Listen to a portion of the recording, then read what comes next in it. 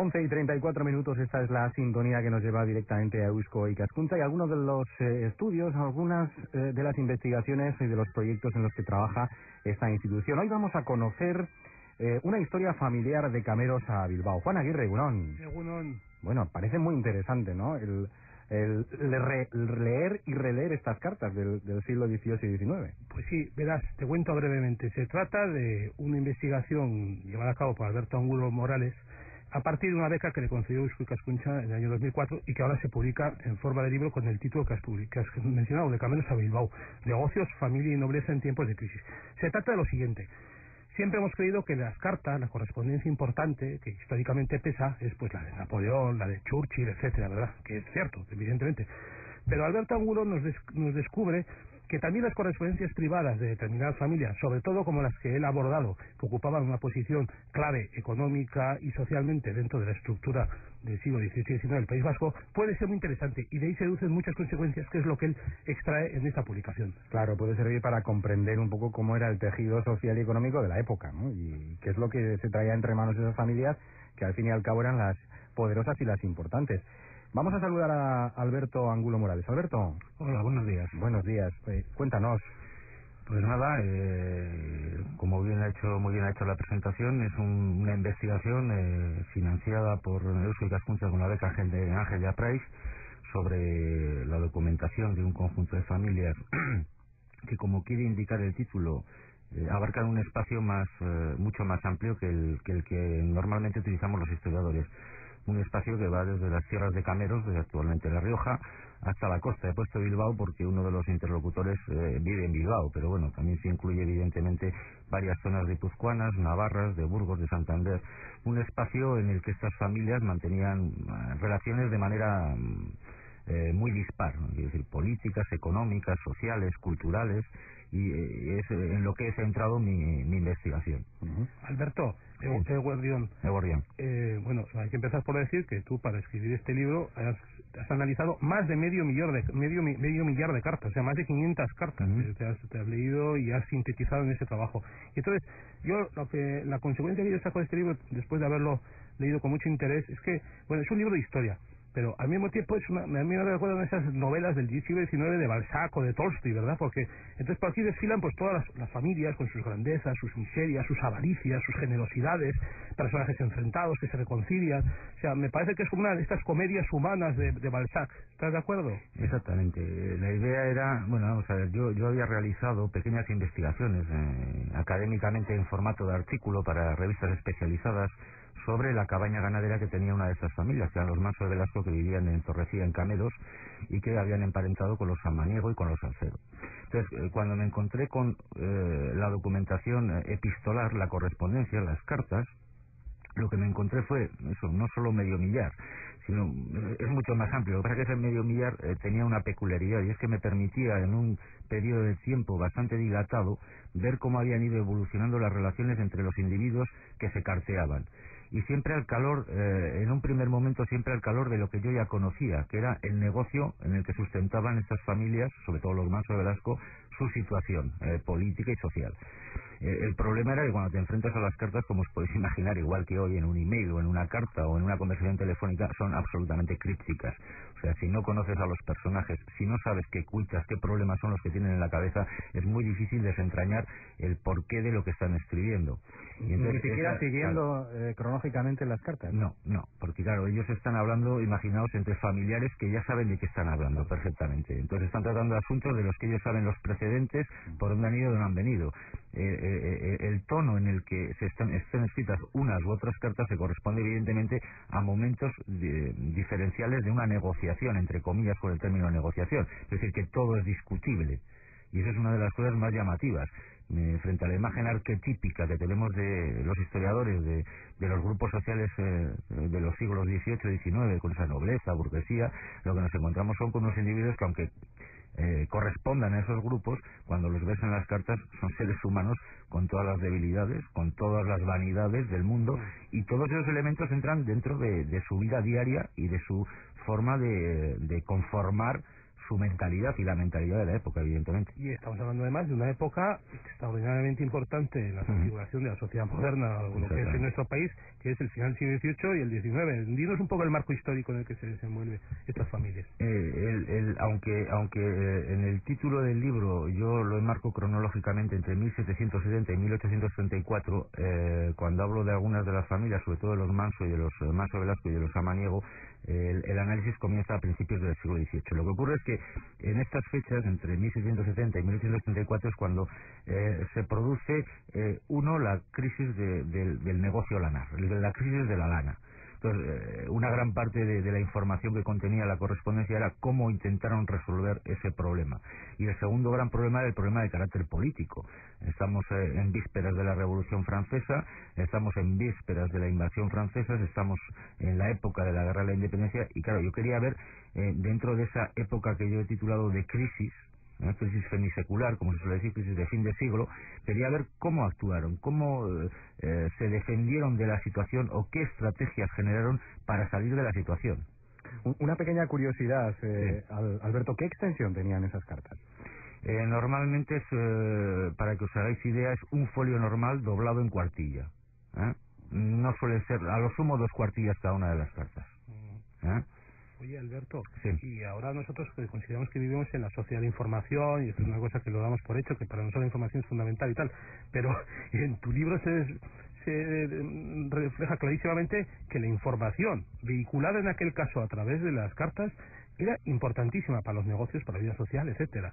Y además, a través de la propia correspondencia existía un rito social, un ritual social, ¿verdad? De lectura, de transmisión de información, etcétera. Exacto. Yo ya había trabajado con correspondencia anteriormente, pero la correspondencia, como muy bien habéis indicado en la presentación, más de carácter político.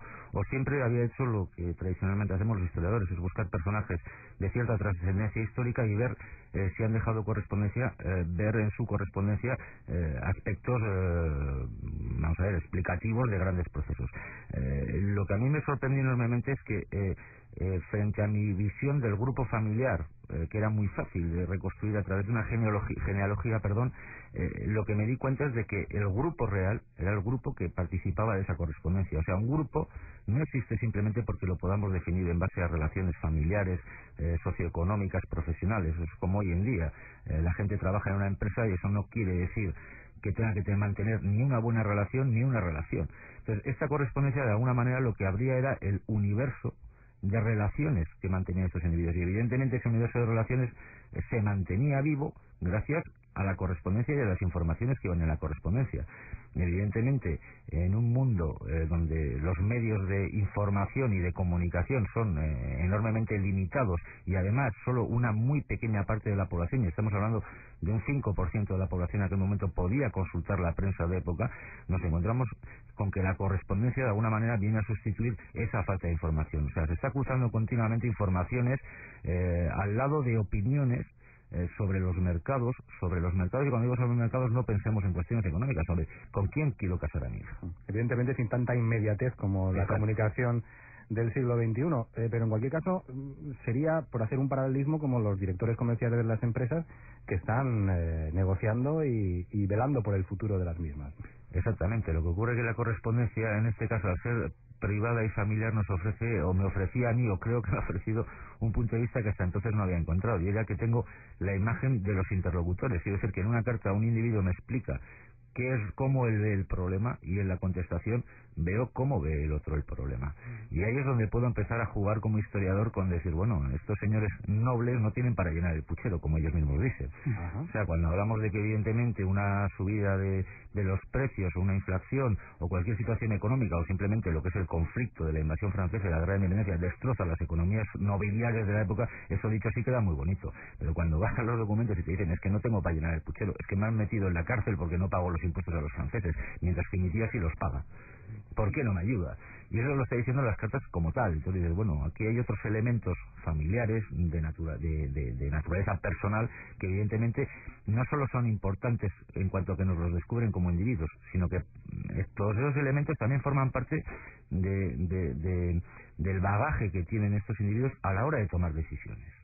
Y en la cúpula, en el vértice de estos grupos familiares que te acabas de referirte, aparece siempre la figura del patriarca masculino, el pater familias.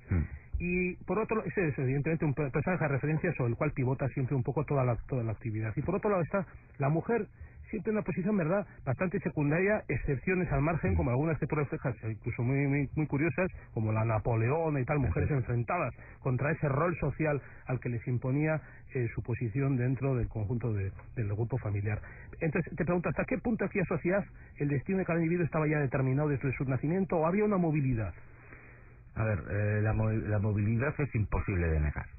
Ese es uno de los elementos también que en el libro le doy bastante importancia. Ahora bien, lo que es evidente es que estas familias extensas, estos grupos familiares extensos, cuando realizaban sus negociaciones matrimoniales, que normalmente acababan en unas capitulaciones matrimoniales antes de que se produjese como tal el desposorio o el casamiento, normalmente no solo definían cómo iban a vivir los hijos que se iban a casar, por ejemplo, el primogénito, sino que en esos contratos, capitulaciones matrimoniales, se dispone cuál va a ser el futuro del resto de los miembros. O sea, se habla de manera orgánica de lo que es la casa nobiliar, como un conjunto de individuos con un objetivo común, que se define básicamente en las capitulaciones matrimoniales y en los testamentos, y que luego se defiende, se interpreta en la correspondencia. Entonces hay ese doble juego. Por un lado, lo que está fijado y definido en esas capitulaciones, en esos testamentos, de alguna manera lo que los padres quieren atar y bien atar, y luego queda lo que los hijos quieren. Porque claro, cuando uno deja el testamento, luego hay que hacer un inventario si alguno de los hijos no está de acuerdo, y se puede llegar, evidentemente, no se llegaba como lo llevaba la Napoleona. La Napoleona, cuando muere su marido, que es ni más ni menos que Feliz María de Samaniego, por diferentes, exactamente, el famoso fabulista de la Guardia, ella en un plazo de tiempo de 5 años se convierte en el centro. Por ejemplo, no es el pater familias, pero se convierte en el centro de todo este grupo familiar, porque ella genera dos procesos: uno, un pleito contra la herencia de su padre, y otro contra la herencia de su marido, con lo cual tiene a toda la familia en vilo.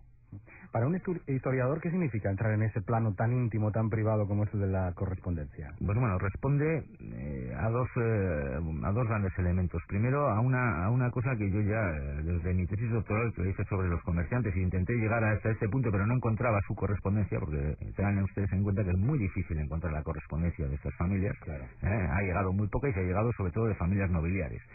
Y sobre todo la idea muy al hilo de la renovación historiográfica que se produjo en los años 90, esto ya si quieren más de carácter académico, donde se daba un protagonismo cada vez mayor al individuo como tal, pero no a los grandes individuos de la historia, como sabemos tradicionalmente, sino a cualquier individuo de la historia. Aquellos individuos que en teoría, aquellas personas que no tienen voz, que no dicen nada, que se supone que forman parte de un colectivo al que los historiadores simplemente lo analizamos como tal, como un grupo social, la nobleza, la burguesía, o por la actividad profesional, un arriero, un artesano. De repente te encuentras que son individuos que tienen una capacidad que es la más importante, y es ver su mundo e interpretarlo. Y eso es lo que yo he intentado sacar. Yo lo que he intentado es que cada uno de estos individuos, estamos hablando en torno a 6 u 8 personas, hablase y diese su opinión de cómo cada uno de ellos veía al resto de individuos que conformaba el grupo, para intentar de esa manera entender las normas de conducta de ese grupo, independientemente de su categoría socioprofesional. De Cameros a Bilbao, negocios, familia y nobleza en tiempos de crisis, 1770-1834, del profesor Alberto Angulo Morales, a quien hemos tenido hoy con nosotros en Boulevard, en este espacio de Eusko Ikaskuntza. Pues muchísimas gracias, Alberto. Muchas gracias a vosotros. Gracias, Juan, un abrazo. Hasta la semana que viene.